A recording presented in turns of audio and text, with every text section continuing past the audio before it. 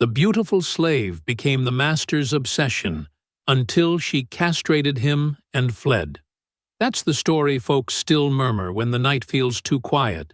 About Adira, the young enslaved woman dragged into the home of Silas Beaumont, a master who looked polished on the outside but carried something twisted just under the skin.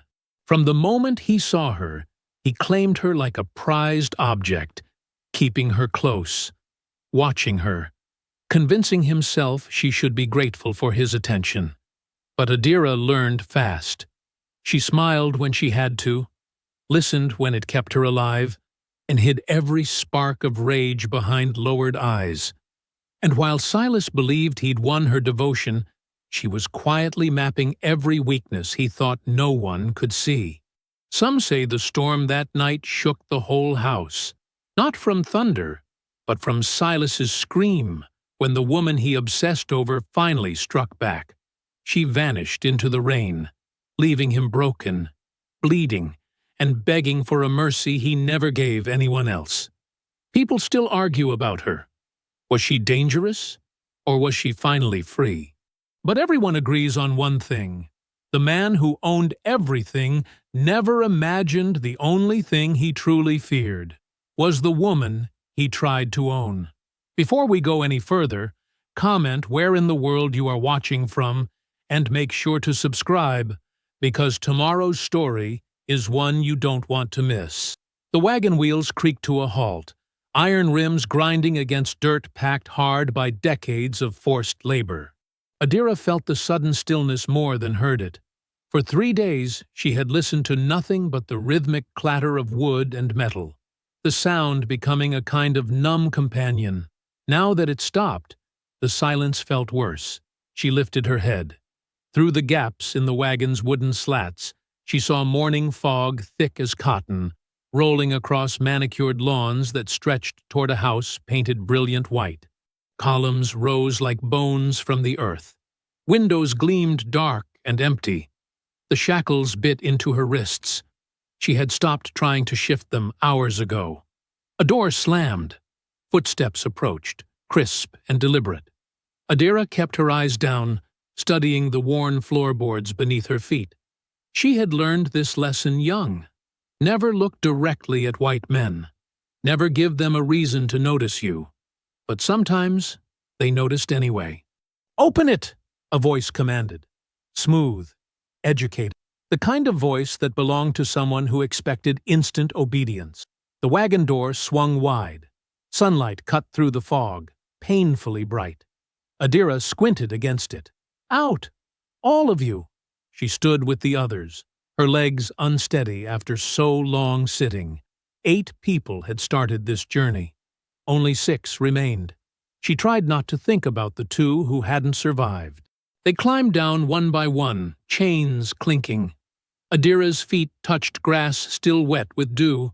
She kept her head lowered, but allowed herself a quick glance upward. The man standing before them wore a perfectly tailored coat, the color of midnight. His face was clean-shaven, his hair swept back with precision.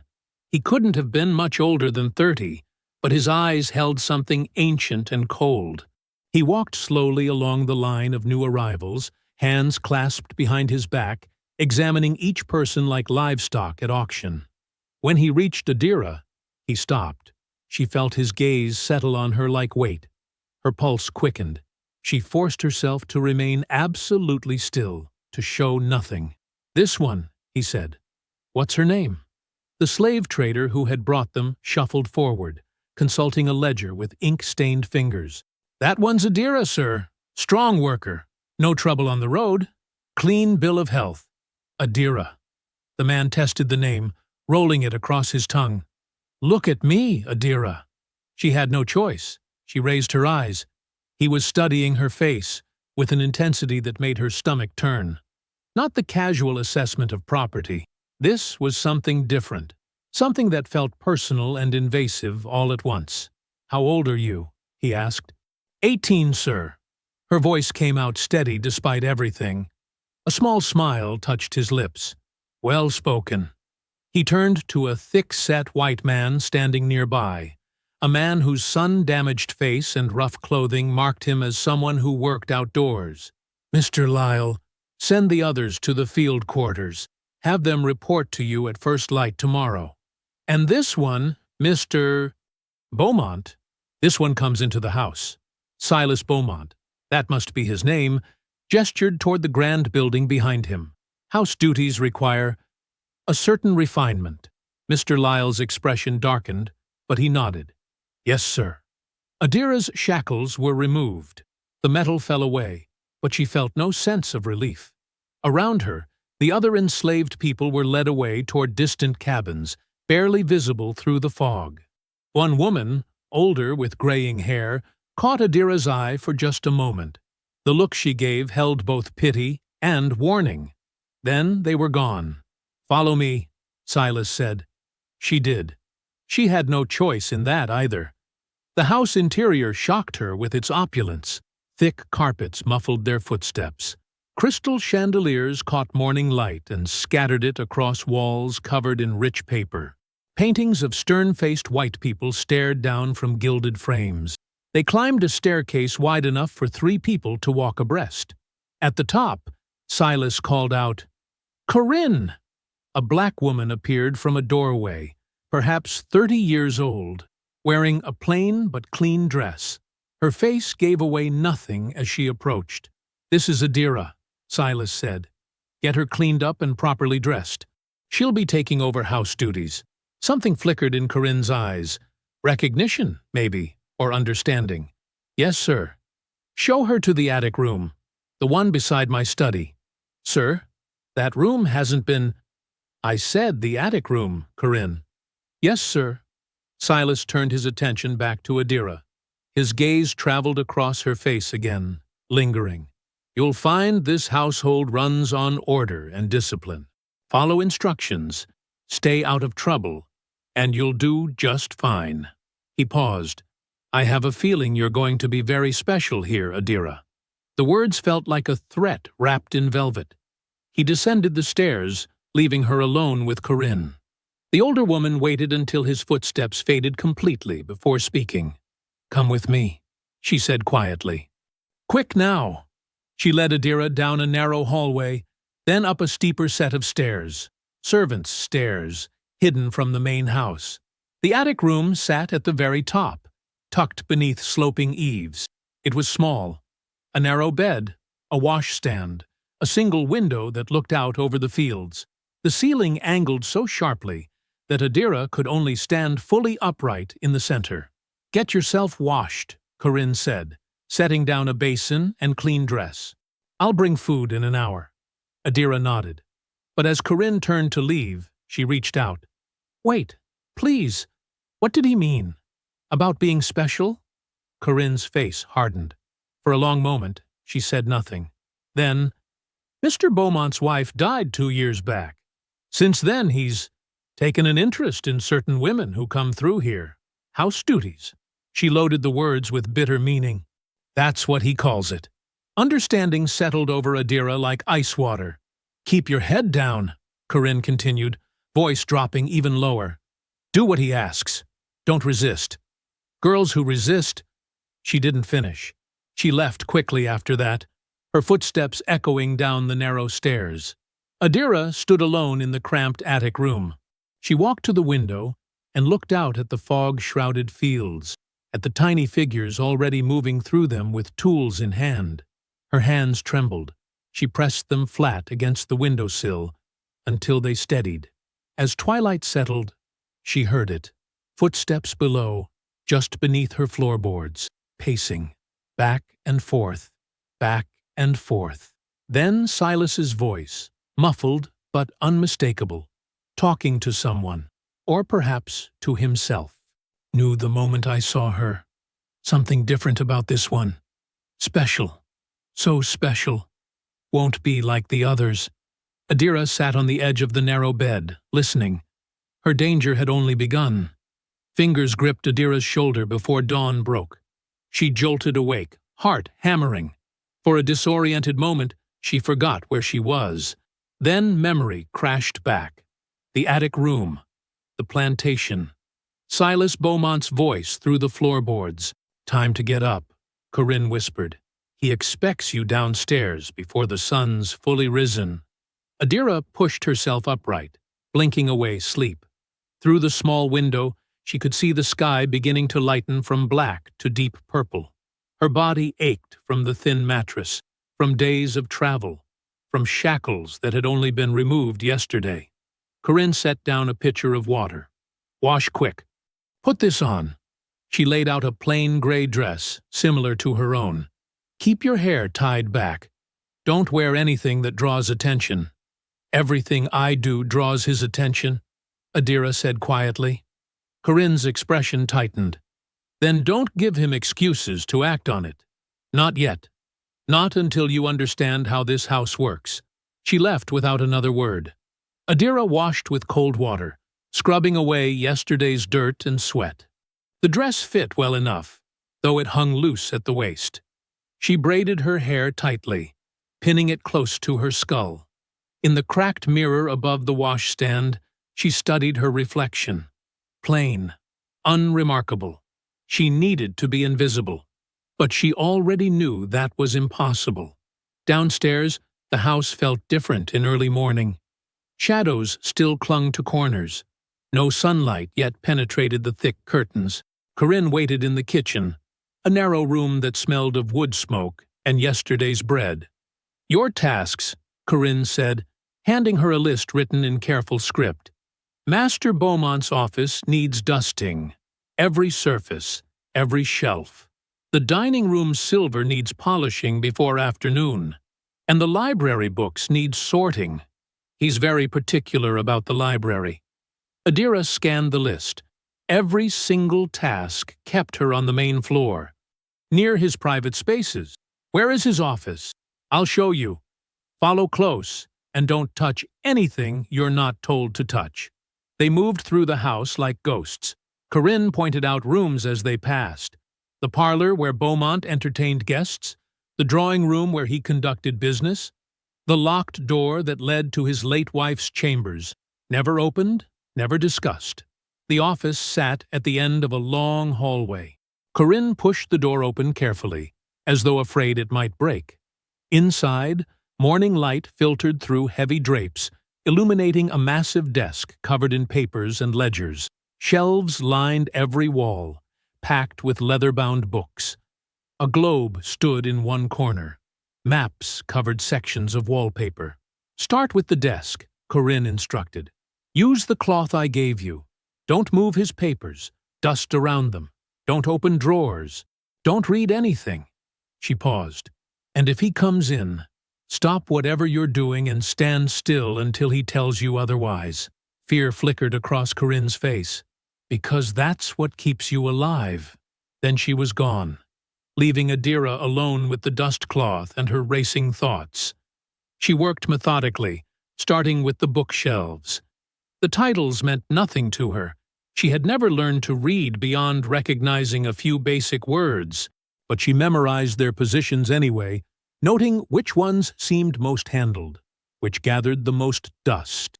The desk came next. She wiped carefully around stacks of documents covered in flowing handwriting. Financial records, she guessed. Lists of names. Numbers that probably represented human lives bought and sold. She was reaching for a corner of the desk when the door opened. Silas Beaumont stepped inside. Adira froze. Her hand hovered inches from the polished wood. "Don't stop on my account," he said smoothly. "I enjoy watching competent work." She resumed dusting, keeping her movements slow and deliberate. He crossed the room, boots clicking against hardwood, and stood directly behind her. Too close. She could feel the heat radiating from his body, could smell tobacco and expensive cologne. "You have gentle hands," he observed. "Careful hands." "That's rare." Adira said nothing. She moved to the next section of desk, trying to create distance. He followed. "Look at me, Adira." She turned. He stood perhaps a foot away, studying her face with that same unsettling intensity from yesterday. "You're quite beautiful," he said. "I'm sure you've been told that before." "No, sir." No? He seemed genuinely surprised. Hard to believe. Those eyes alone. He reached out and touched her wrist, fingers wrapping around the bone. His grip was gentle but possessive. Such delicate wrists, like porcelain. Her mind flashed to the auction 3 weeks ago. A man, she never learned his name, had spoken back to the auctioneer. Just 2 words. That's wrong. The whip had cut across his back 17 times before he stopped screaming. They'd sold him anyway. Blood still wet on his shirt. Defiance meant death. Resistance meant suffering. So Adira kept her voice soft, kept her eyes lowered, let herself become exactly what he wanted to see. Gentle, compliant, harmless. "Thank you, sir," she whispered. Something shifted in his expression. Satisfaction, maybe. He released her wrist and stepped back. "Finish the office, then report to the dining room. Corinne will show you where the silver is kept." "Yes, sir." He lingered another moment, as though expecting something more. When she simply stood waiting, he finally left. Adira's hands shook. She gripped the desk edge until her knuckles went white, until the trembling stopped. Then she finished dusting. The morning passed in similar fashion. She polished silver in the dining room, each piece reflecting her distorted face back at her. She sorted books in the library, organizing them by size since she couldn't read the spines. Always she felt eyes on her, though when she looked up, the doorways stood empty. By evening, exhaustion settled into her bones. But as she moved toward the servants' stairs, Corinne intercepted her. "Master Beaumont wants you to serve his dinner," she said. Her voice held warning. "Just you. He dismissed the rest of us." Adira's stomach dropped. "What do I do?" "Bring the dishes from the kitchen. Set them down. Don't speak unless spoken to. Pour his wine when his glass is empty. Clear each course when he's finished." Corinne gripped her shoulders. "And whatever he asks you, answer carefully." The dining room felt enormous, with just the 2 of them. Silas sat at the head of a table that could seat 20. Candlelight playing across his refined features. Adira carried in the first course. Roasted duck with vegetables she couldn't name. She set the plate before him. "Sit down," he said. She hesitated. "I said sit." He gestured to the chair beside him. "I don't enjoy eating alone." She sat, perching on the edge of the seat. "Where were you born?" he asked, cutting into the duck. "Virginia, sir." "And your parents?" "Sold when I was young, sir." "Siblings?" "A brother." "Don't know where he is now." Tragic. He didn't sound particularly moved. "You speak well for someone with your background. Someone must have taught you properly." "The mistress at my last house, sir. She thought slaves should speak clearly." "A wise woman." He sipped his wine, eyes never leaving her. "You'll find I appreciate refinement, Adira. Beauty and refinement together. That's quite rare." While he talked, she studied everything. The lock on the dining room door, simple, probably easy to pick. The window behind him, large enough to climb through, but iron bars covered the outside. The kitchen entrance, unguarded, leading to back stairs that connected to the servants' quarters. She catalogued it all while keeping her face pleasantly neutral. "Do you like it here?" Silas asked suddenly. The question was a trap. She recognized it immediately. "It's a beautiful house, sir." "That's not what I asked." "I'm grateful to serve here, sir." He smiled, satisfied by her careful answer. "Good. I have plans for you, Adira. You're going to become indispensable to this household." The meal stretched on. He asked about her preferences, colors, foods, weather, as though her opinions mattered. She gave soft, agreeable answers to everything. When his wine glass emptied, she refilled it without being asked. When he finished a course, she cleared it immediately. She performed perfect obedience while memorizing guard rotations through the window, while noting which floorboards creaked, while calculating the distance from the house to the fields where other enslaved people worked. Finally, he dismissed her. She climbed the stairs to her attic room, legs aching. But as she passed his study, She noticed the door stood slightly ajar. Lamplight spilled through the gap, and from inside came the sound of humming. A tune she didn't recognize, meandering and tuneless. He was waiting. Adira continued to her room. She closed the door, changed into the thin nightdress Corinne had provided, and lay down on the narrow bed. But she didn't sleep. Instead, she stared at the ceiling and made a plan. She would perform this role he wanted. The gentle girl, the grateful servant, the beautiful ornament. She would do it until she learned every weakness in this house, every opportunity for escape.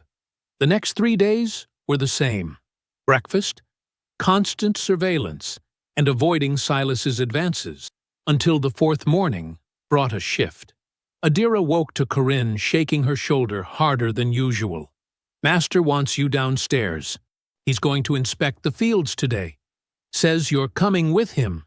The words landed like stones in still water. Adira had spent 3 days confined to the house, dusting and serving and performing careful gratitude. The fields remained distant, visible only through windows, a sprawling landscape of sugarcane and suffering she'd been specifically kept from seeing. Now Silas wanted her beside him while he walked through it. She dressed quickly in the simple cotton dress Corinne laid out. Outside, morning heat already pressed against the earth. The humidity made breathing feel like work. Silas waited on the front porch, dressed in pale linen with a wide-brimmed hat shading his face. He smiled when she approached. "Good morning, Adira. I thought you should see what makes this plantation profitable. Knowledge is valuable, even for someone in your position." She followed him down the steps, across the manicured lawn, toward the dirt paths that separated the main house from the working fields. The landscape transformed gradually. Grass gave way to packed earth.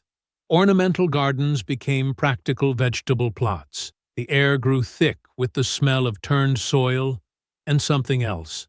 Sweat, maybe, or desperation. They reached the first field where dozens of people moved between rows of sugarcane. Their clothes hung ragged. Their movements were mechanical, beaten into efficiency by years of repetition. Most didn't look up when Silas passed. Mr. Lyle, the overseer, jogged over. "Morning, sir. Didn't expect you out here today." "Just showing our new house girl the operation," Silas replied. "Carry on." They walked between the rows. Silas explained the cultivation process: when to plant, when to harvest, how to maximize yield.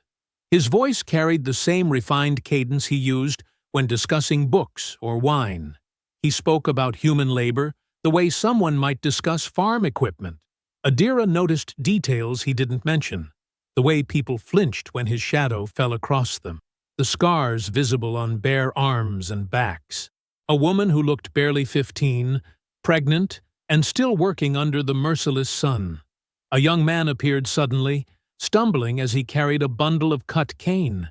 He veered too close to Adira, the bundle's edge brushing her shoulder. Everything stopped. Silas's hand shot out, grabbing the man's collar. "You touched her!" The man's eyes went wide with terror. "Didn't mean accident, sir. I swear." Silas struck him across the face. The crack echoed. The man fell, bundle scattering. "Get up," Silas ordered. The man scrambled to his feet, blood running from his split lip. "Apologize to her." "I'm sorry, miss. So sorry. Didn't mean nothing by it." Silas hit him again, harder. The man's head snapped sideways. Adira stood frozen. She wanted to say it was nothing, an accident, please stop.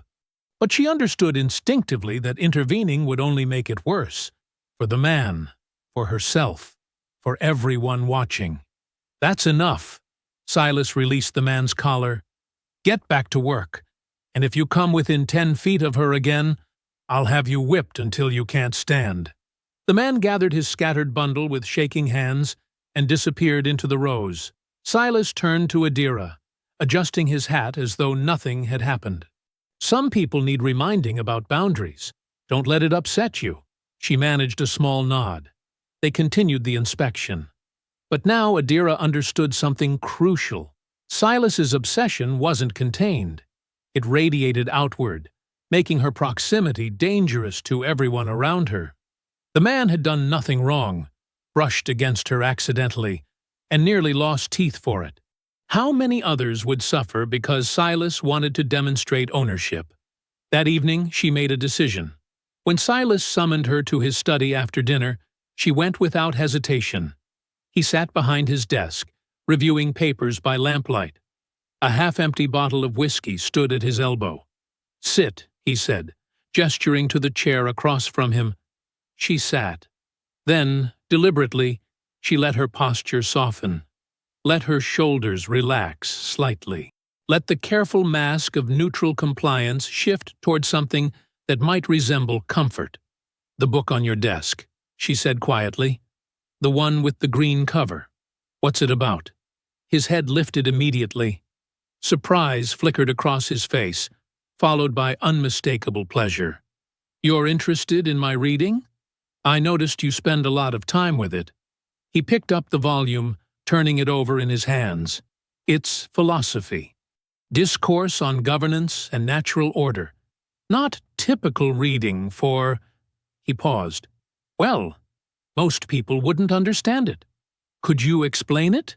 She kept her voice gentle, almost shy. "I'd like to understand." The transformation was immediate. His entire demeanor shifted, chest puffing slightly, voice taking on a professorial tone. He began describing the book's arguments, simplifying concepts, clearly delighted to have an audience. Adira listened. She nodded at appropriate moments, asked simple questions that made him elaborate, and watched him bloom with confidence. Over the next hour, Silas talked. The whiskey loosened his tongue further.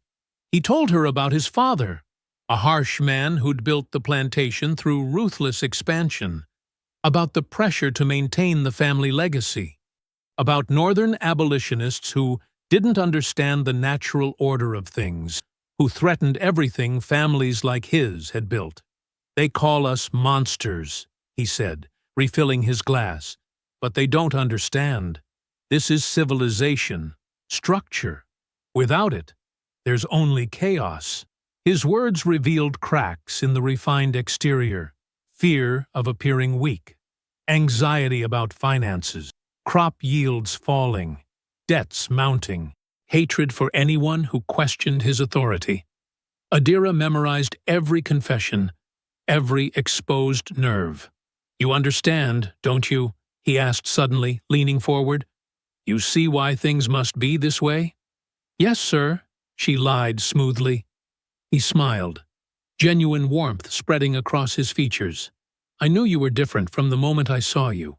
Intelligent, perceptive. You're not like the others." She let him believe it. Eventually the whiskey took full effect. His words slurred. His eyelids drooped.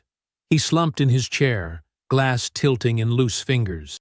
Adira stood carefully. "Should I help you to bed, sir?" "No, I'll just rest here a moment." His eyes closed. Within minutes, his breathing deepened into sleep. Adira stood over him, studying his unconscious form. His key ring had fallen from his pocket, lying on the floor beside the chair. She knelt slowly, picked it up, and examined each key. Different sizes, different shapes. One for the study, probably. One for the locked rooms. One for the main gates.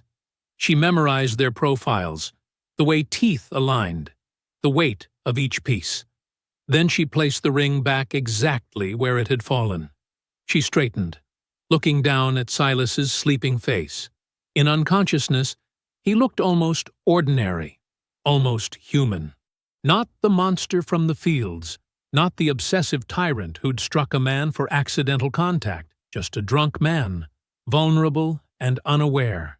"He doesn't see me," she whispered to the empty room, "but I see everything." The pounding started just after dawn. Adira jolted awake, disoriented by the sudden violence of fists against wood. Her small attic room still held shadows from the retreating night. "Adira! Open this door!"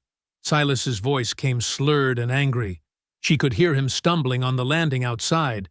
She scrambled from the thin mattress, pulling her dress straight. Her fingers fumbled with the latch. The door swung open before she finished. Silas stood swaying in the doorframe. His shirt hung untucked, half unbuttoned.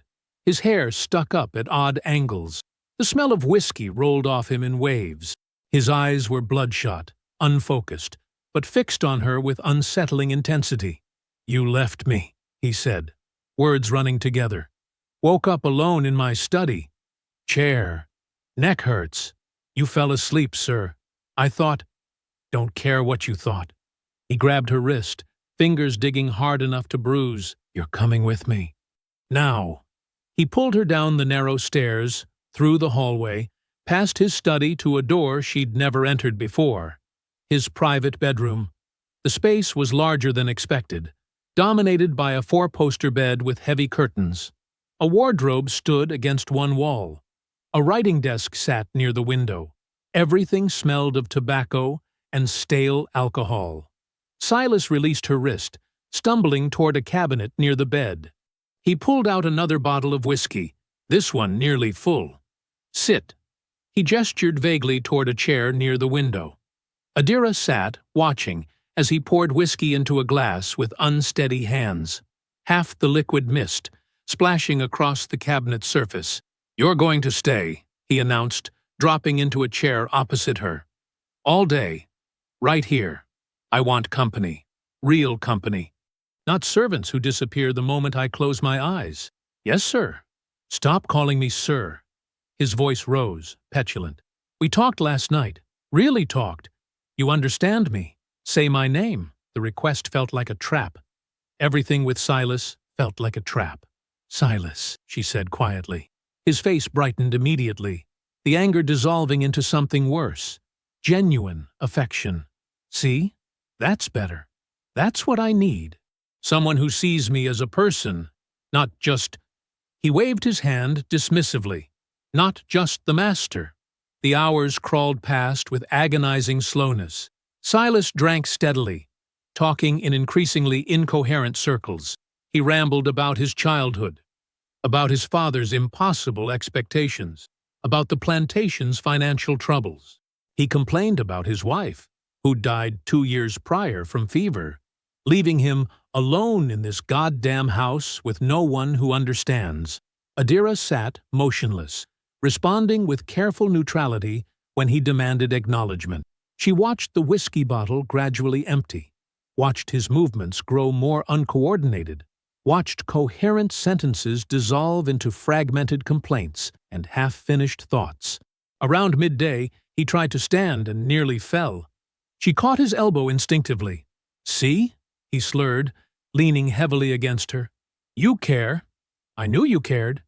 She helped him to the bed, easing him down onto the mattress.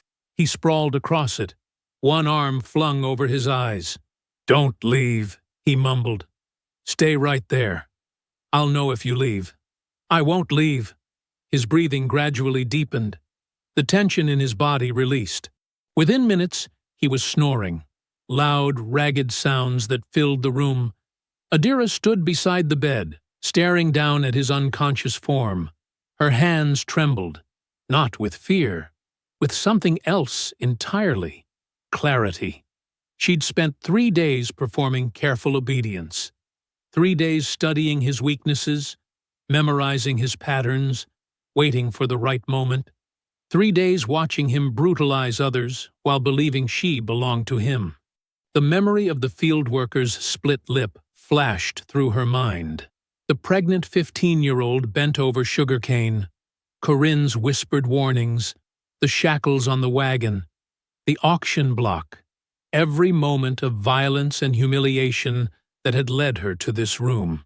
Silas lay before her, completely vulnerable, trusting her proximity, believing his own fantasy that she cared about him. He was wrong. She moved to the writing desk, picking up a heavy brass candle holder. The weight felt solid in her palm. She approached the wardrobe, studying the locked drawer at its base. The lock was simple, designed more for privacy than security. She wedged the candle holder's base into the gap between drawer and frame, applied pressure. The wood splintered with a soft crack. She froze, glancing at Silas. He didn't stir. The drawer slid open. Inside, arranged neatly on velvet lining, sat Silas's grooming implements, a ivory-handled brush, a silver comb, and a straight razor, the blade gleaming in the afternoon light filtering through the curtains. Adira lifted the razor carefully. The weight surprised her, heavier than it looked, the handle smooth and cool against her skin. She turned back toward the bed. Silas slept on, oblivious. One hand had fallen across his chest. His breathing remained deep and regular. He looked almost peaceful. Adira approached slowly, razor held steady in her right hand. Her heart pounded so hard she felt it in her throat, in her fingertips, behind her eyes. But her hands didn't shake anymore. She thought about running, simply fleeing into the night, leaving him sleeping and unharmed. But she knew what happened to runaways, knew about the dogs, the hunters, the systematic brutality reserved for those who dared escape, knew that even if she made it to the woods, Silas would never stop searching. His obsession wouldn't permit it.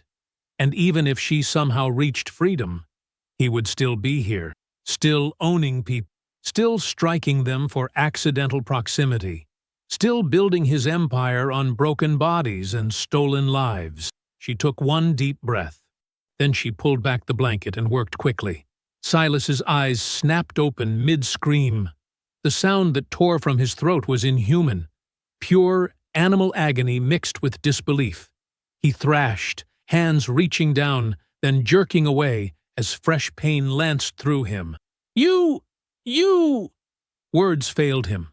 Blood spread rapidly across the sheets. Adira dropped the razor. It clattered against the floor. She grabbed the cloak hanging near the door and ran. Behind her, Silas's screams intensified.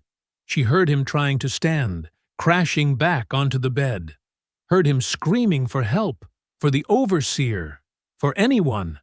She flew down the stairs, through the hallway, past startled servants just beginning to react to the noise. She hit the back door at full speed, bursting into afternoon heat that felt like hitting a wall. Thunder cracked overhead. The sky had darkened while she'd been trapped inside, heavy clouds rolling in from the south. The first raindrops fell as she sprinted across the yard toward the fields. Behind her, the mansion erupted into chaos. Voices shouted. Doors slammed. Someone rang the bell used to signal emergencies. Adira didn't look back. She ran between rows of sugarcane, stumbling over uneven ground. Field workers stopped mid-motion, staring as she passed. None moved to stop her. The rain intensified, soaking through her dress within seconds.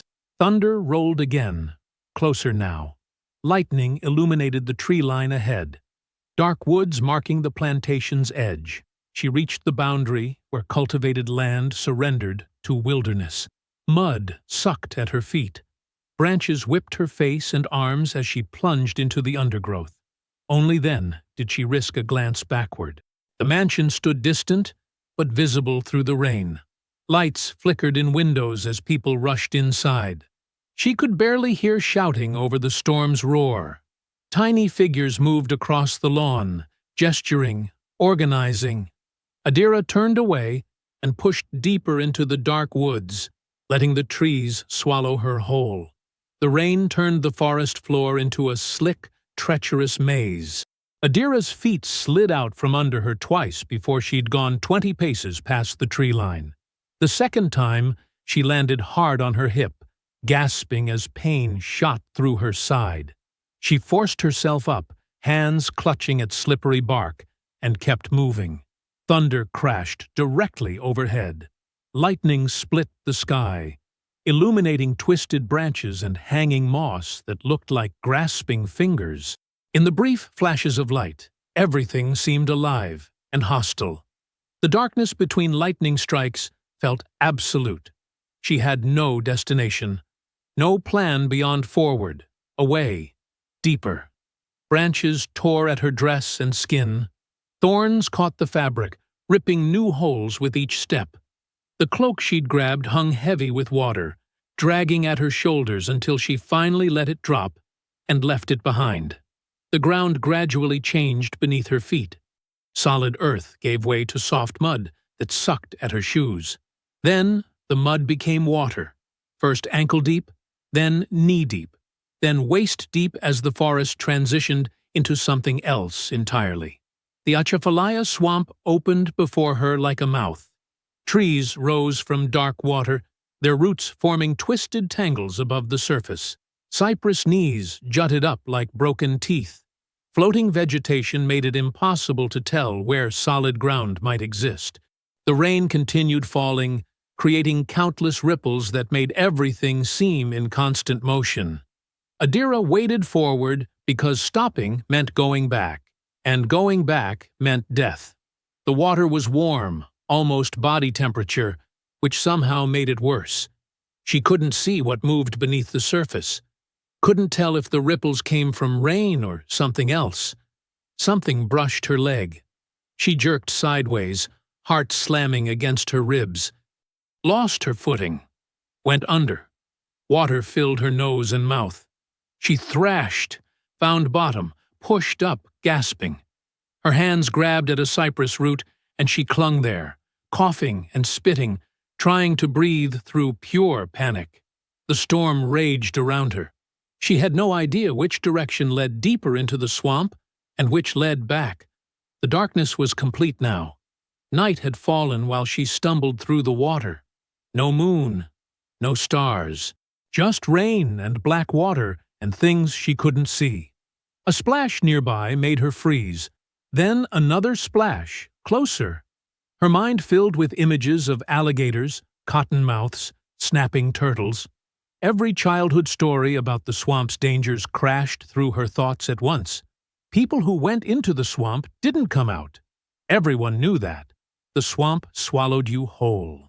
She forced herself to keep moving, clinging to roots and low branches, pulling herself along when the water got too deep to walk. Her muscles screamed, her lungs burned. She couldn't feel her feet anymore. Time lost meaning. She might have been moving for minutes or hours. The rain might have lessened, or she might have just stopped noticing. Everything blurred together into pure survival. One handhold, one step, one breath at a time. Eventually the water grew shallower. The bottom firmed up slightly. She dragged herself toward a patch of reeds that rose from mud instead of water. Her legs gave out the moment she reached semi-solid ground. She collapsed face first into the mud, too exhausted to care. She lay there, chest heaving, unable to move. Rain continued falling. Water lapped at her legs. Insects buzzed near her ears, but she couldn't lift her hands to swat them away. Sleep pulled at her. Her eyes closed, despite every instinct screaming that stopping meant death. She didn't hear the footsteps approaching through the water. "Don't move," a male voice said quietly. "Stay exactly where you are." Adira's eyes snapped open.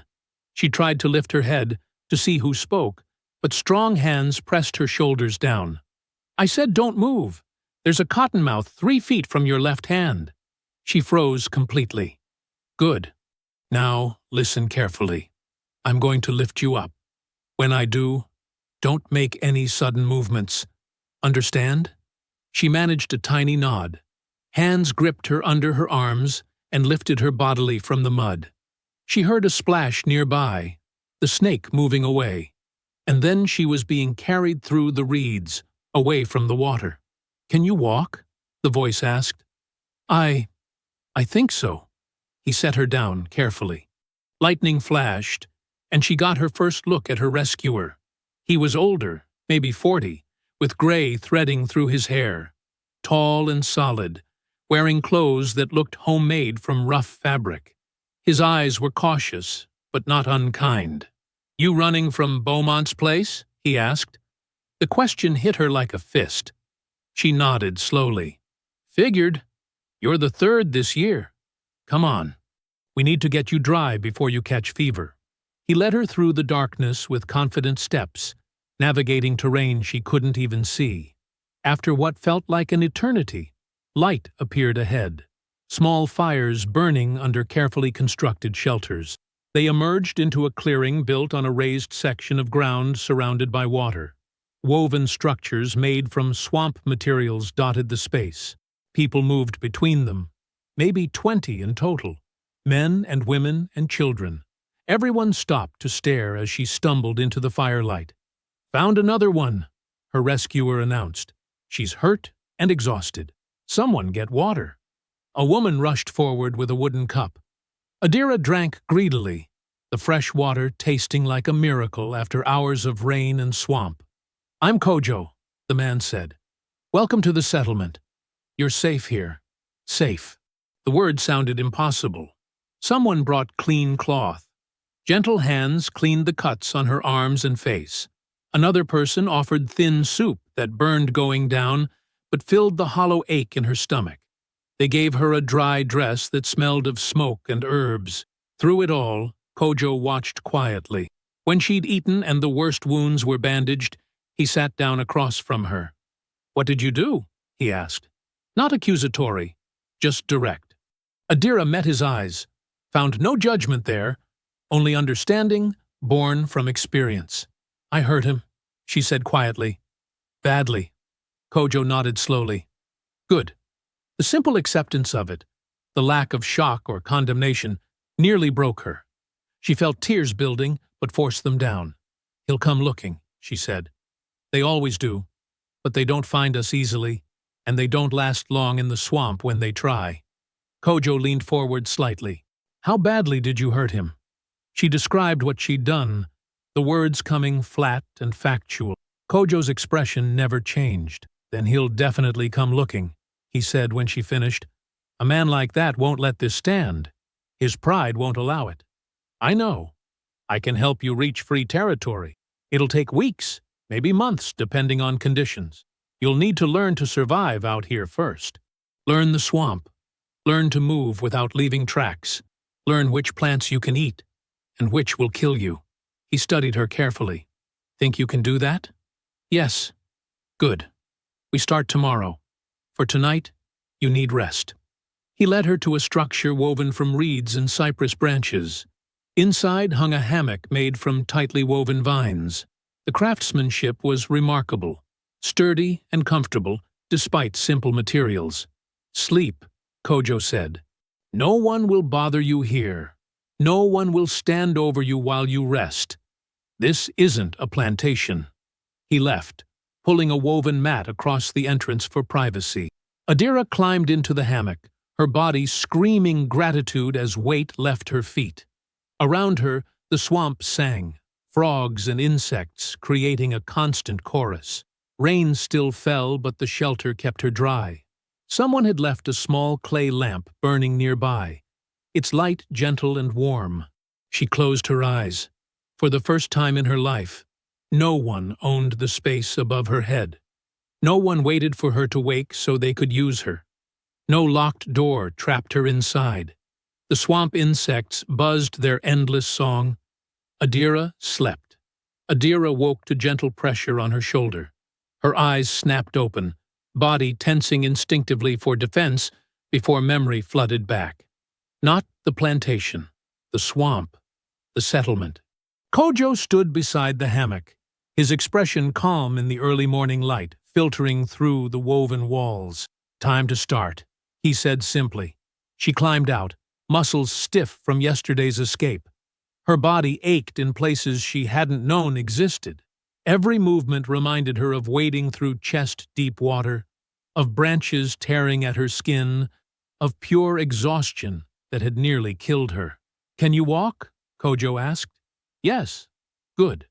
Come." He led her outside, where morning mist hung thick over the water. The settlement looked different in daylight, more organized, more intentional. Every structure was positioned with purpose. Every pathway between them followed the highest ground. Nothing about this place was random. Other people moved through morning routines, A woman tended a small fire under a shelter designed to disperse smoke. 2 men worked on repairing a canoe. Children helped sort through gathered plants, separating edible from poisonous under careful supervision.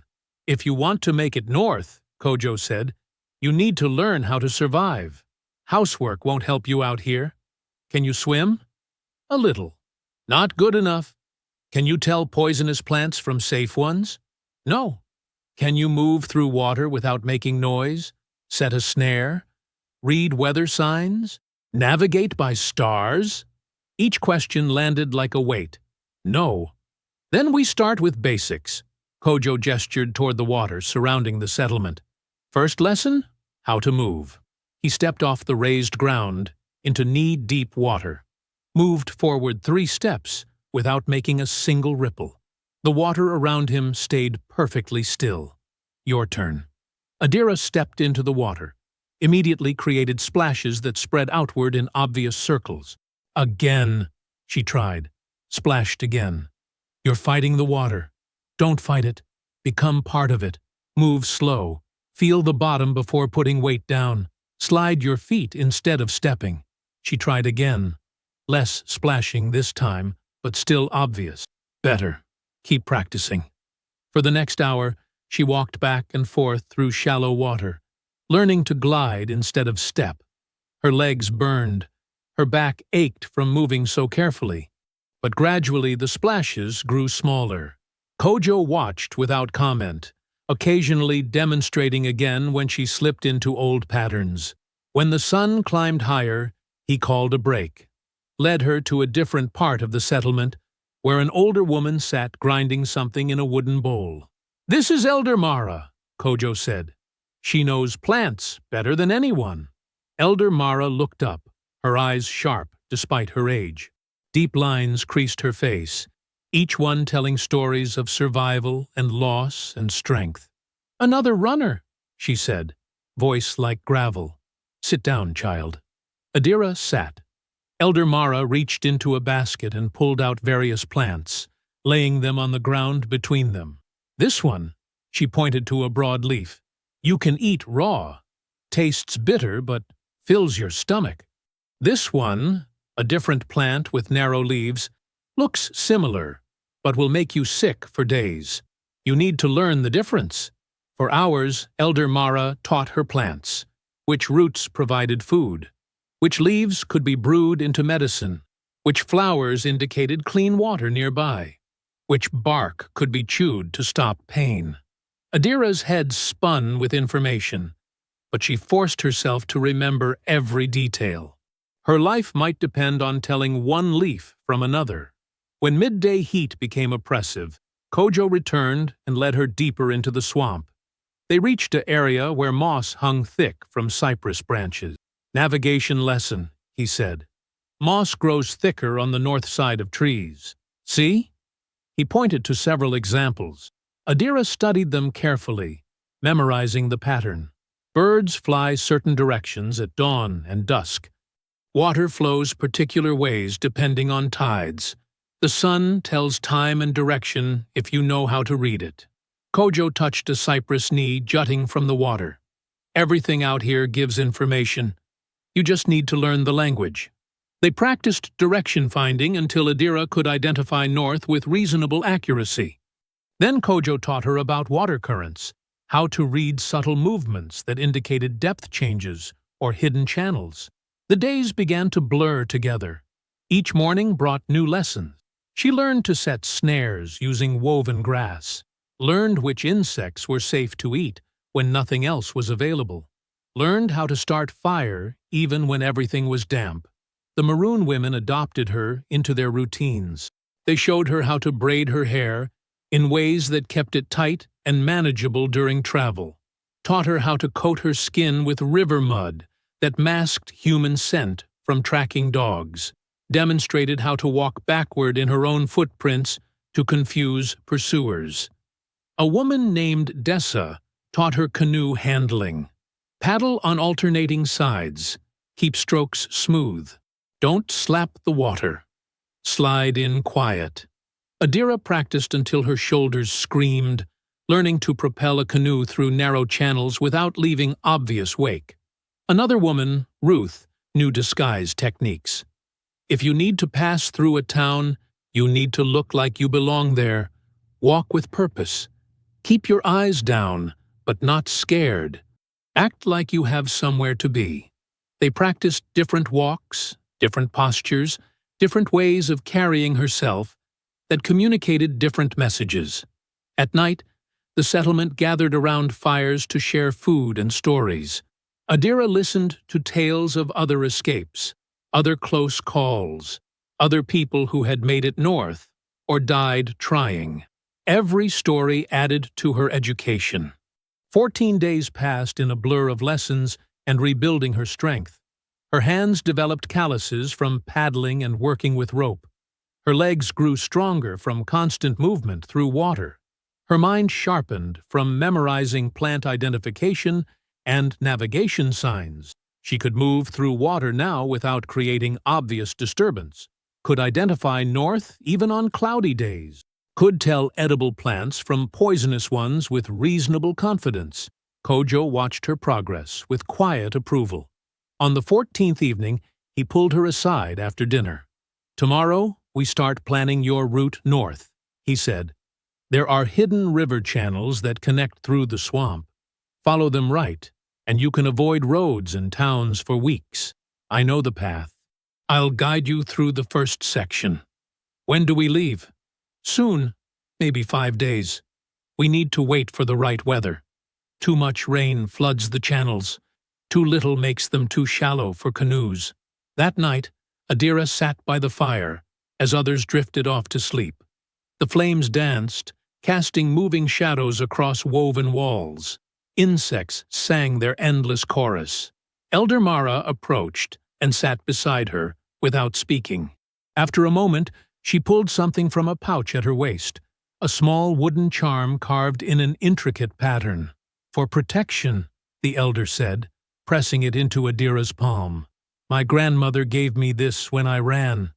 Now I give it to you." The wood was smooth from decades of handling, warm from Elder Mara's skin.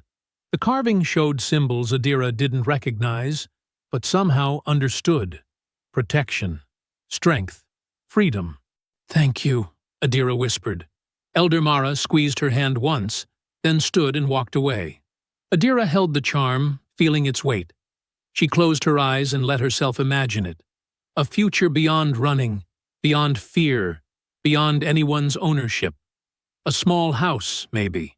Work, she chose. People who knew her name and used it with respect. The swamp sounds wrapped around her like a blanket. The fire crackled softly. For this moment, everything felt almost peaceful.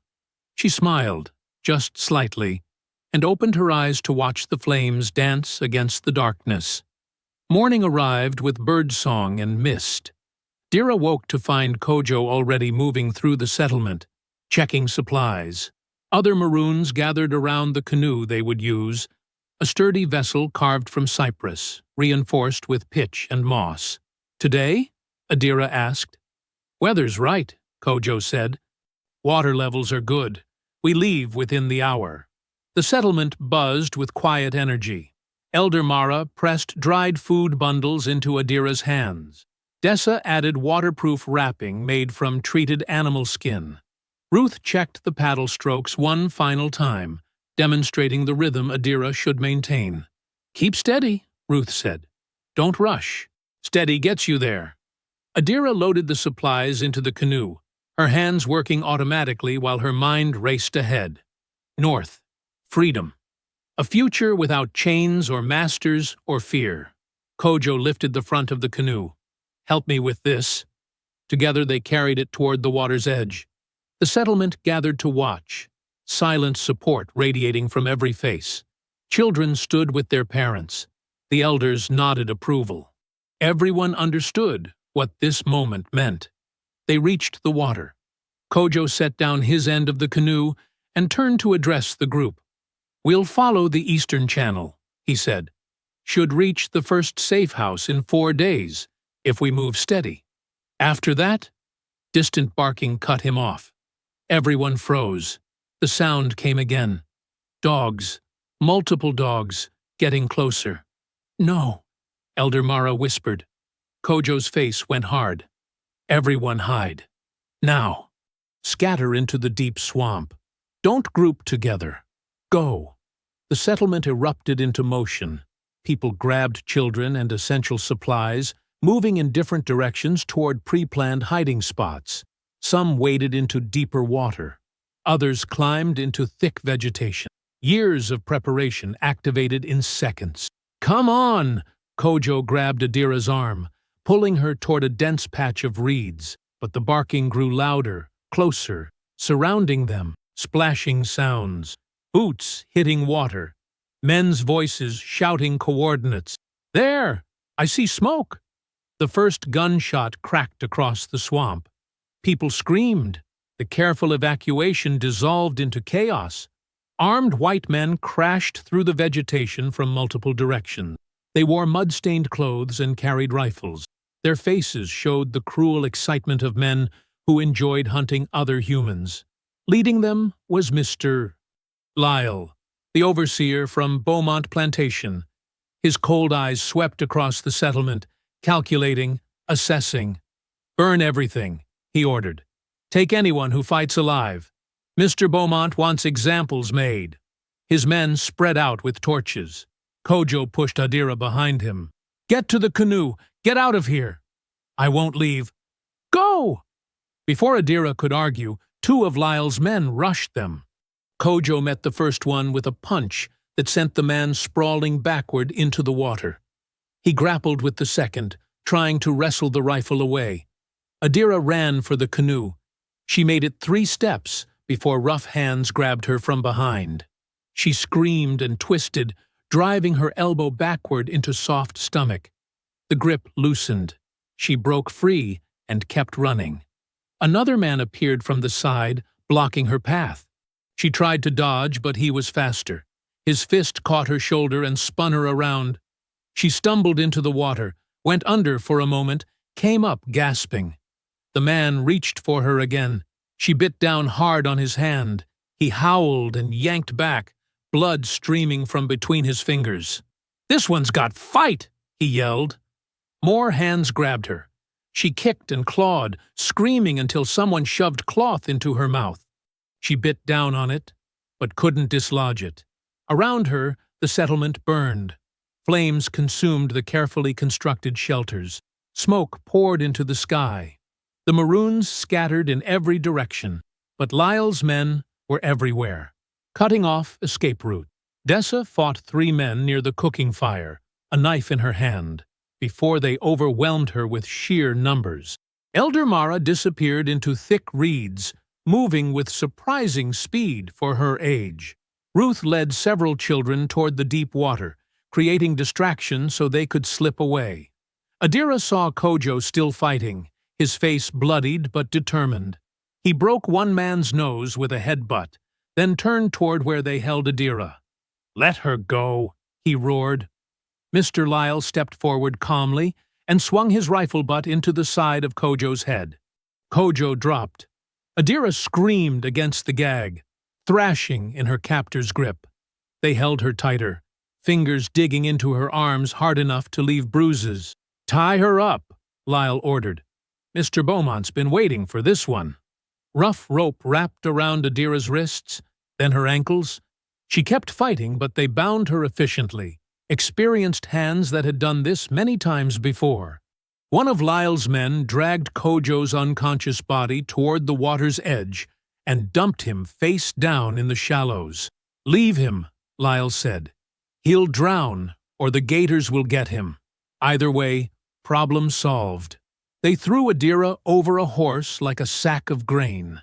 The saddle pressed into her stomach. Her head hung down, watching the ground pass beneath her in dizzying motion. The overseer mounted his own horse. "Burn the rest. Make sure nothing's left standing." His men torched every structure. The settlement that had taken years to build, that had sheltered dozens of escaped people, that represented hope and resistance, all of it consumed by fire. As the horses began to move, Adira twisted her head to look back. Smoke rose in thick columns, darkening the morning sky. Flames reflected off the water. Bodies lay scattered. Some of the Maroons had escaped into the deep swamp, but how many she couldn't tell. Kojo remained motionless in the shallows. The horses picked up speed, splashing through water and mud as they left the destruction behind. Adira's body bounced painfully with each step. The rope cut into her wrists.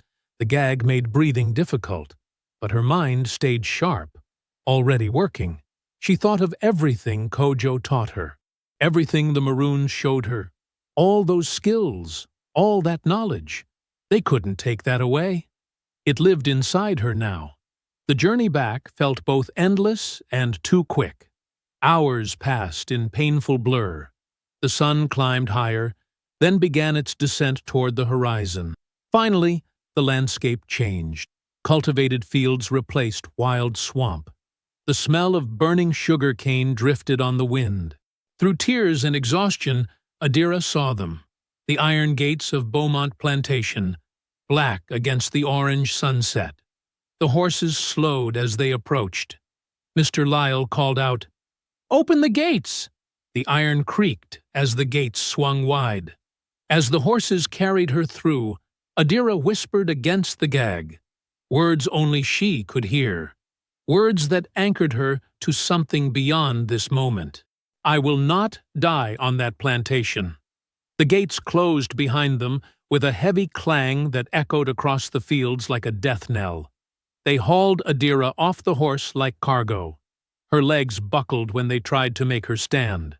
2 days of hunger and the brutal ride had left her weak.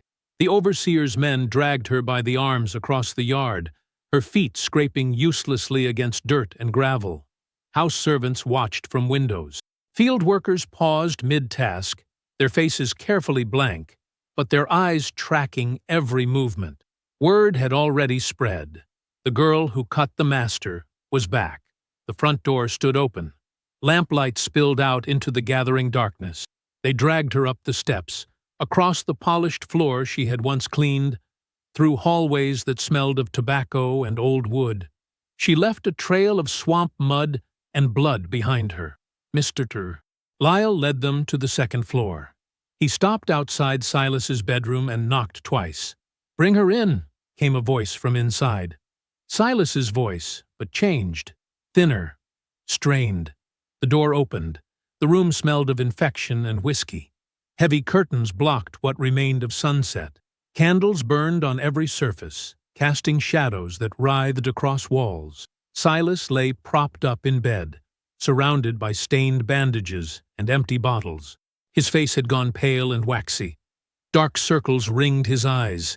Fever sweat dampened his hair. But his eyes burned with something worse than fever, pure hatred. "Leave us," he said, without looking away from Adira. Mr. Lyle hesitated. "Sir, she's dangerous." "I said get out." The overseer and his men retreated. The door closed with a soft click. Silence filled the space between them. Adira stood swaying, still gagged, still bound. Blood from rope burns stained her wrists. Mud caked her clothes. She looked nothing like the girl who had arrived weeks ago. Silas studied her with the careful attention of someone examining an insect he planned to pull apart. "You," he said finally. His voice shook with barely controlled rage. "You ruined me." He gestured weakly toward his lower body, hidden beneath blankets. "My manhood, my dignity, everything that made me a man, gone. Because of you." He pushed himself more upright, wincing with the effort. "They had to cauterize the wound. Do you understand what that means? They burned me, held me down, and burned the flesh to stop the bleeding." His hands trembled as he spoke. 3 days I screamed.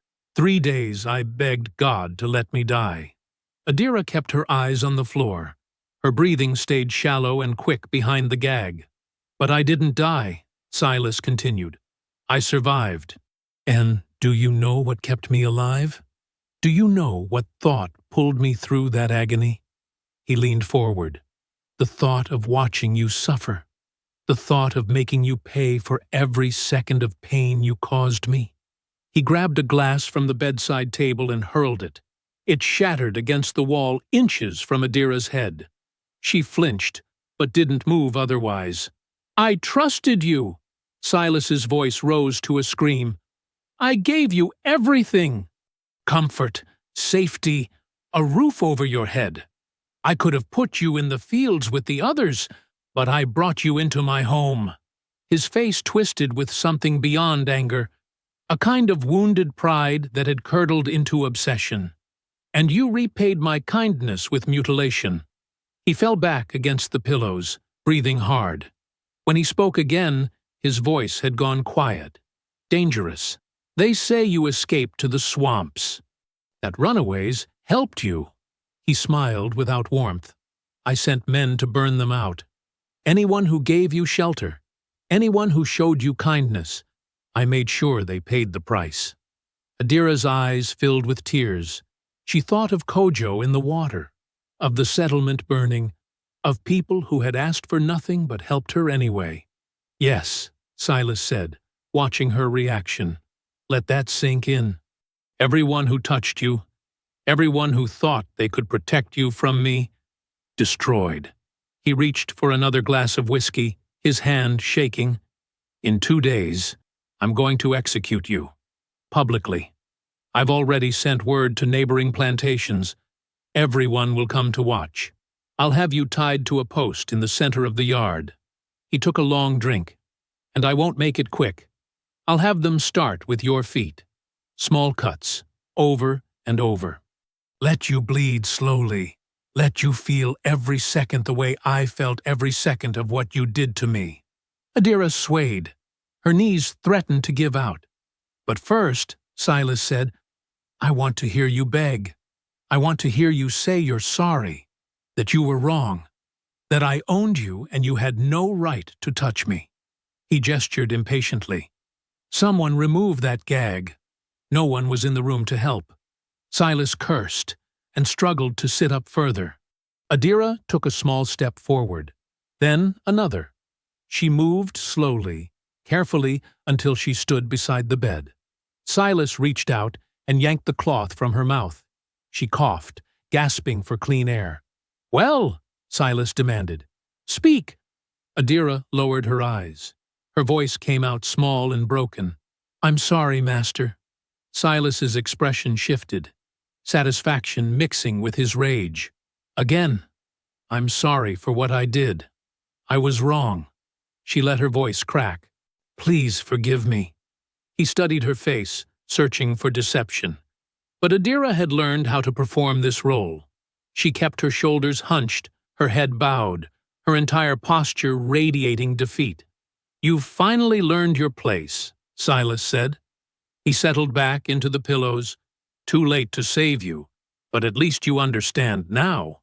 You were never anything but property. You had no right to defy me. Yes, master. Get out of my sight. Guards will take you to the cellar. You'll stay locked there until your execution. Adira shuffled toward the door, moving like someone whose spirit had been completely broken.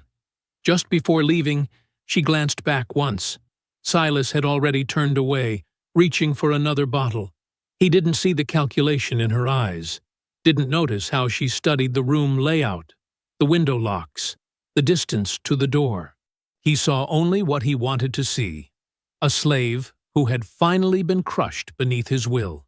For 2 days she waited, watched, and stayed silent. They locked her in the cellar as Silas ordered, a stone room with a dirt floor and a single small window too high to reach. They brought her water once a day. No food. They wanted her weak for the execution. But the guards who brought water were enslaved workers, not overseers. The first one who came was Marcus, a man who worked in the stables. He set down the water without speaking, but when he turned to leave, Adira whispered, "The key's on the hook, by the main door."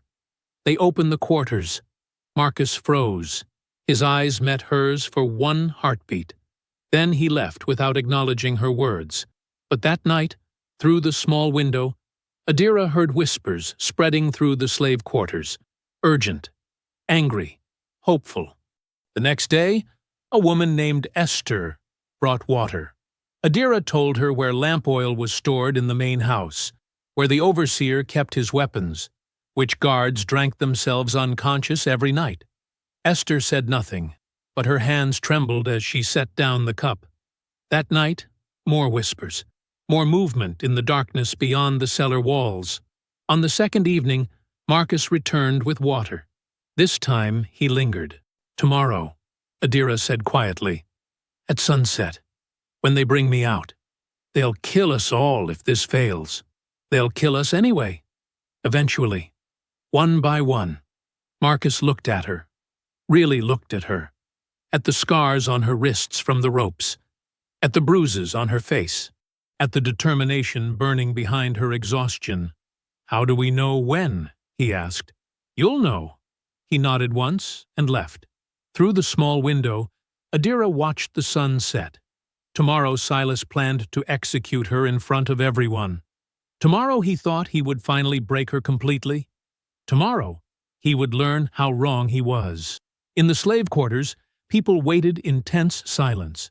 Children were told to stay quiet. Tools were sharpened. Plans were memorized. Everyone waited for the signal. Nightfall came without a moon. The sky hung black and heavy, pressing down on the plantation like a held breath.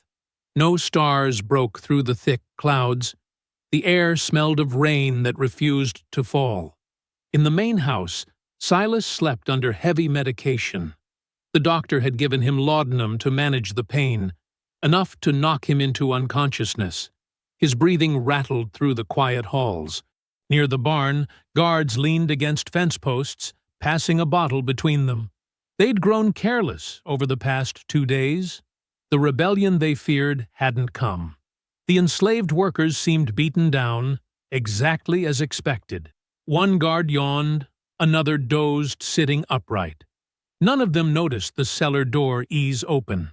Adira slipped through the gap like smoke. She moved on bare feet, making no sound against the dirt path.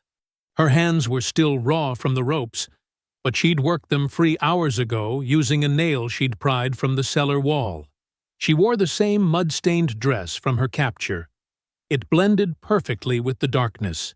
The storage shed sat behind the main house, a small building where they kept tools and supplies.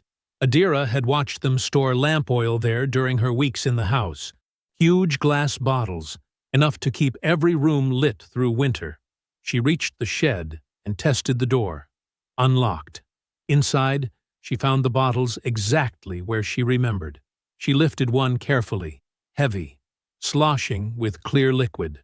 The smell stung her nose. She carried it outside and began walking toward the sugar fields.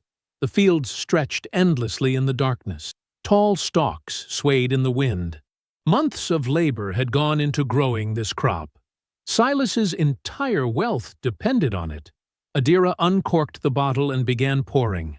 The oil splashed across the dry earth at the field's edge. She walked slowly, methodically, letting it stream behind her in a steady line. When the first bottle emptied, she returned for another. Then another. She worked in silence, her movements calm and deliberate. No hesitation, no fear. This wasn't rage. This was justice. When she'd emptied the fifth bottle, she stood at the center of the oil-soaked perimeter.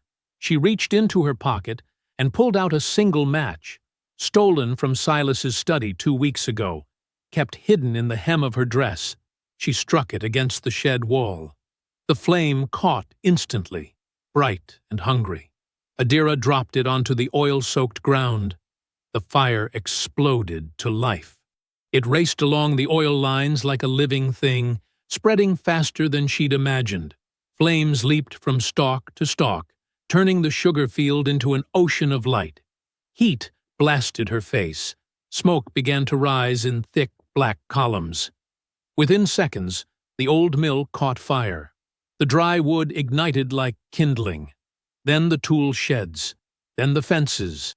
The entire eastern side of the plantation became an inferno. Shouts erupted from the barn. The guards scrambled to their feet, staring in horror at the spreading blaze, but they were too late to stop it. Adira ran toward the slave quarters, where people had been watching and waiting. She found Marcus standing by the door, his face illuminated by the distant flames. "Now!" she said. Marcus nodded and turned to the others. "Now!" The enslaved workers poured out of the quarters. They'd armed themselves with whatever they could find. Hammocks turned into clubs, kitchen knives, broken bottles, farming tools sharpened to points. 3 guards rushed toward them, shouting orders. The workers swarmed them before they could draw weapons. The guards went down beneath fists and makeshift clubs. Their keys were taken. Their guns were seized. Marcus broke open the tool room door with a single kick. Inside they found axes, hammers, crowbars, real weapons. People grabbed what they could carry. Adira pushed through the smoke toward the locked storage building, where families were sometimes separated. She found Esther already there, using a stolen key to open the heavy padlock. The door swung wide. Inside, terrified children huddled with their mothers. They'd heard the chaos, but didn't know what was happening. "Come on," Adira urged them. "We're leaving. All of us." She guided them out into the smoke-filled yard. The fire had spread to the main barn now. Horses screamed and kicked at their stalls. Marcus and others broke the stalls open, letting the animals flee into the night. Adira moved from building to building, breaking locks, calling out to anyone still trapped. Her voice cut through the chaos with sharp clarity. "This way. Stay together. Don't stop moving!" Families emerged from hiding places. People who'd been locked in punishment cells, workers who'd been too scared to run before but found courage in the collective movement. They flooded toward the back gate, the one leading to the swamp road. Behind them, the plantation burned. In the main house, Silas woke to the smell of smoke. His mind felt thick and slow from the laudanum.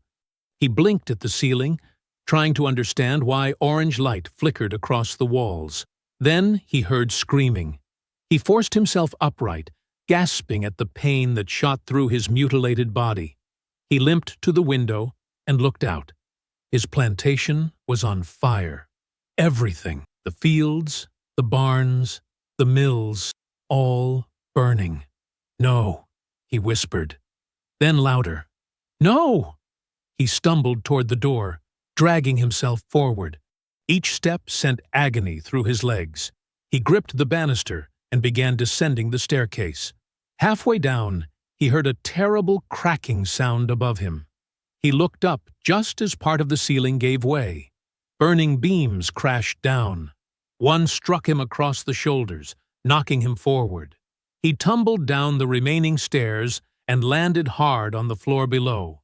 Pain exploded through his entire body. He tried to move, but couldn't. The beam had pinned him, trapping his legs and lower back. Fire licked along its edges, creeping closer. "Help!" he screamed. "Someone help me!" No one came. Smoke filled the hallway. The heat grew unbearable. Through his tears, Silas saw a figure appear in the doorway. Adira. She stood silhouetted against the flames outside.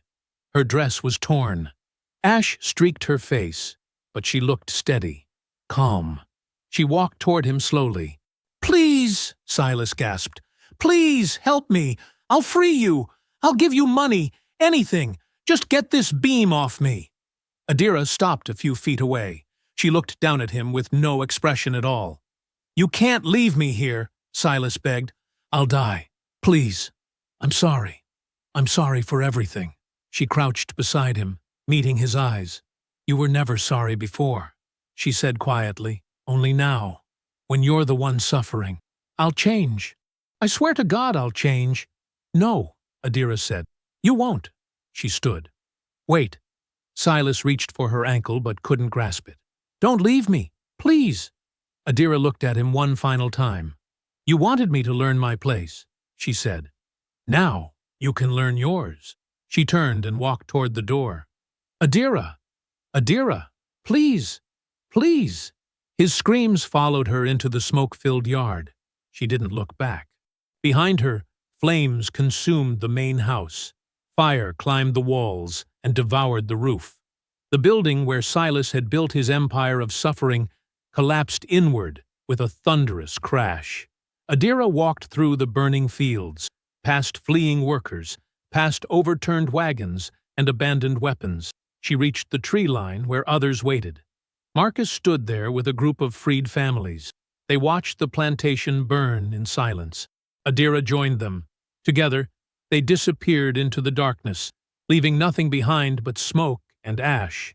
Hours later, the pre-dawn darkness clung to the riverbank like wet cloth. Adira stood at the water's edge, breathing hard. Behind her, smoke still billowed into the sky, turning the horizon orange and black. The Beaumont plantation burned like a funeral pyre. Around her, 23 people gathered, men, women, children, all formerly enslaved, all freed by fire. They were exhausted. Ash covered their clothes.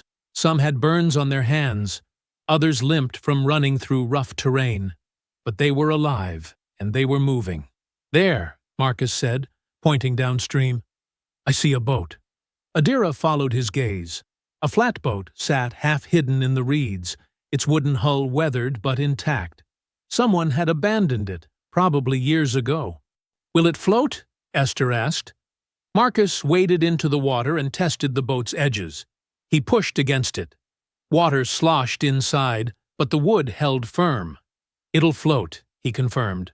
"We'll need to bail it out, but it'll carry us." They worked together in silence. The men dragged the boat fully into the shallows.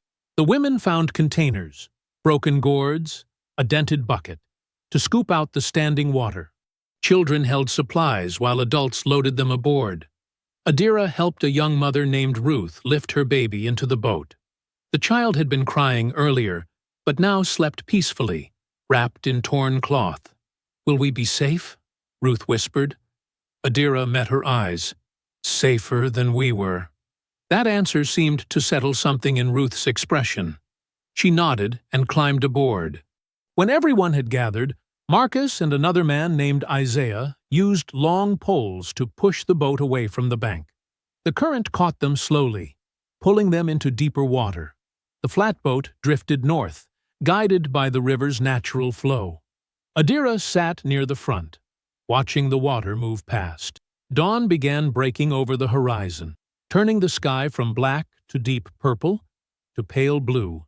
She thought about the attic room, the small space with thin floorboards where she'd listened to Silas pace below her. The first night she understood her danger. The moment she realized survival meant playing a role. She thought about the mornings spent dusting his office, standing too still while he stood too close, learning to make her voice soft, watching him believe she was obedient, when really she was studying every lock, every window, every weakness in his fortress. She thought about the fields, the moment she watched Silas strike a worker for brushing against her, understanding that his obsession endangered everyone, deciding then that submission had to become strategy. She thought about the razor, the weight of it in her hand, the moment she stood over him, trembling not with fear, but with clarity. The choice that changed everything. She thought about the swamp, Kojo's weathered face, the maroon women who taught her to move silently, to read water, to survive without masters. The carved wooden charm still tucked in her pocket. She thought about the cellar, 2 days of pretending to be broken while secretly planning destruction. The nail pried from the wall, the stolen match hidden in her dress hem. She thought about the fire, how quickly it spread, how beautiful it looked, consuming everything Silas had built on other people's suffering, the way his empire collapsed into ash. She thought about his final moments, pinned beneath burning beams, begging, promising anything. She felt no guilt. The boat drifted onward. Morning light spread across the water. On the second morning, they passed through a narrow channel where cypress trees grew thick on both sides. Birds sang in the branches. The water smelled clean. Isaiah caught fish using a makeshift line. They ate the fish raw, too afraid to light a fire that might draw attention. Adira shared her portion with the children. They needed strength more than she did. By the fifth night, they'd traveled far enough that the landscape began changing. The swamp gave way to wider rivers. Small farms appeared along the banks, different from plantations. These were worked by free black families who watched the flatboat pass with cautious curiosity. Marcus suggested they stop at one of these farms to ask for directions. The farmer who met them at the dock was an older black man named Samuel. He listened to their story without interrupting. When they finished, he nodded slowly. "There's a community upriver," he said. "Free folks. They'll take you in." He gave them food, cornbread, dried meat, fresh water, and directions to follow. "Keep to the western channel," Samuel instructed. "You'll see a church steeple when you're close. That's where you stop." They thanked him and continued north. 3 days later, they saw the steeple. The community was small, maybe 50 people, but it felt like a different world. Wooden houses lined a dirt road. Gardens grew behind each home. Children played without fear. A woman named Harriet welcomed them. She organized shelter, found clothes, prepared warm meals. She asked no invasive questions. She simply helped. Adira stayed. The others scattered over time. Some moved further north. Some found work nearby. Some reunited with family members they'd been separated from years ago. But Adira remained. She worked as a midwife and herbal healer, skills taught to her by the maroon women in the swamp. She delivered babies, treated fevers, prepared medicines from roots and leaves. People trusted her. She was quiet, but steady. Her hands were gentle during difficult births. Her remedies worked. Rumors spread through the community and beyond. Whispers about the woman who'd burned a plantation. Stories about the master who'd lost everything overnight. Tales of the enslaved girl who'd escaped the devil himself.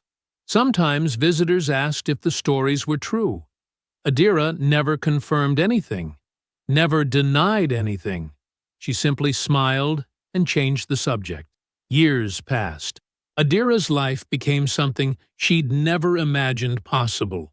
Ordinary and peaceful. She woke with the sun. She tended her garden. She helped her neighbors. She slept without someone standing over her. One evening, she stood on a hill overlooking the river. The sunset painted the water orange and gold. A warm breeze moved through the trees. She thought about chains, real ones and invisible ones. She thought about ownership, how Silas had believed he possessed her, how he'd been wrong. She thought about power, how it shifted, how it could be taken. A young woman named Clara approached from behind. Clara was pregnant, due any day now. She'd come to Adira for care throughout the pregnancy. "Miss Adira," Clara said softly, "I wanted to thank you for everything." Adira turned and smiled. "You don't need to thank me." "I do," Clara insisted. "You saved my baby. You saved me." Adira placed a gentle hand on Clara's shoulder. "You saved yourself. I just helped." Clara hesitated, then asked the question Adira knew was coming. "Is it true, what they say about you?" Adira looked back toward the river. The sun was almost gone now. Darkness would come soon, but it didn't frighten her anymore. "A person can only be owned," she said quietly, "if they let someone live long enough to hold the chains." Clara stood silent for a moment, absorbing those words. Then she nodded and walked back toward the village. Adira remained on the hill a few minutes longer, watching the last light fade from the sky. Then she turned and followed Clara down the path. She walked toward her small house, toward her garden, toward her life, free, powerful, untouchable. I hope you found that story powerful. Leave a like on the video and subscribe so that you do not miss out on the next one. I have handpicked 2 stories for you that are even more powerful. Have a great day!